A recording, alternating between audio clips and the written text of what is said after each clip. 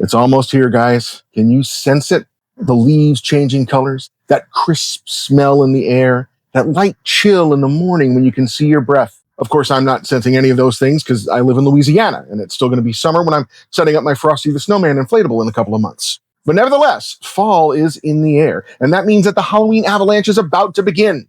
I love Halloween. It starts the 3-month period, which is objectively the best time of the year.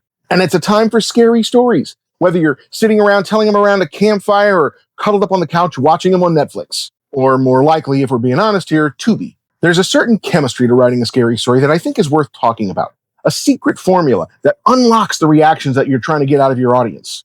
And that chemistry is different depending on whether you're writing something text-based like a novel or a short story, or whether you're writing something more visual like a movie or a TV show.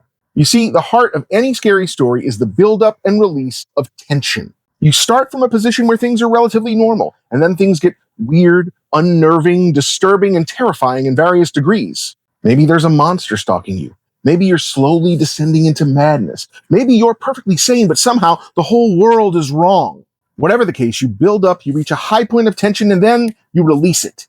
This, by the way, is why horror and comedy blend together so well. They both use the same formula of a buildup of tension and a release. The difference is that in comedy, you build up that tension and release it in laughter, while in horror, you release it with a scream. We'll talk more about that another time. Now, as far as the release of tension goes, depending on the kind of story you're telling, there's different ways to do it. On film, you can do this with music or visuals. You show the audience a particularly gruesome scene, or you hit them with a jump scare. Everyone who's ever watched a scary movie in a theater has enjoyed that thrill when somebody opens the door and the killer's standing right behind it. And that thrill is even better when the person sitting next to you jumps 18 inches out of their chair. Film is great for a quick, visceral scare. But those tricks don't work in prose writing. Novels can't get away with jump scares, and they don't have any creepy movie unless you're listening to ABBA while you're reading the book or something. So when you're writing a scary story, you've got to build that tension in other ways.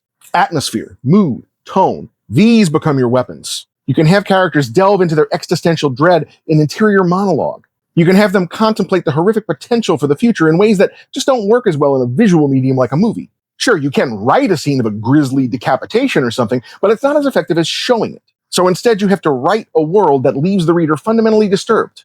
Different tools for different media. That's why, if you've ever noticed it, movies based on horror novels are often more atmospheric and don't usually rely on things like jump scares. Movies like The Exorcist, Carrie, Dracula, and of course, my favorite, Frankenstein.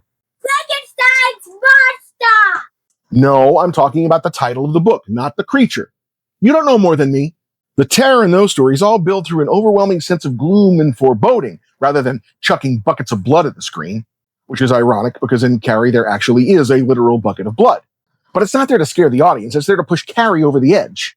These are the stories that really stay with you and linger in your psyche.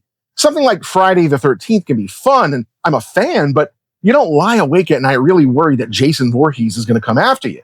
But once you read The Stand, you'll wet your pants every time you get the sniffles. Then there's the medium that mixes text and visuals, comic books. These are interesting because you can show the kind of grody things you can't usually show in a book, but at the same time, you can't rely on music or jump scares or other visual tools. Unless, of course, you're Robert Kirkman of The Walking Dead and hyper aware of where your page turns are so you can structure the story in just such a way that you'll surprise the reader once they flip it.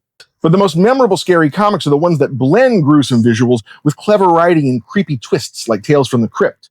EC Comics, of course, was the master of that, and it wound up inspiring a TV show, as well as the movie Creepshow, which itself inspired a television series, which went on to spin off into a comic book, which is produced by Robert Kirkman. Horror can be very circular, can't it? Here at LitReel headquarters, we're going to spend the month of October talking about scary stories and how they are written. But in the meantime, I'd love it if you've mentioned some of your own favorite scary stories in the comments. Books, movies, television, wherever. Just tell us which ones you like and why you think they're so scary. And we'll talk about some more of them next time. By the way, you guys know that I've written some scary stuff too, right? Check them out. They're on Amazon.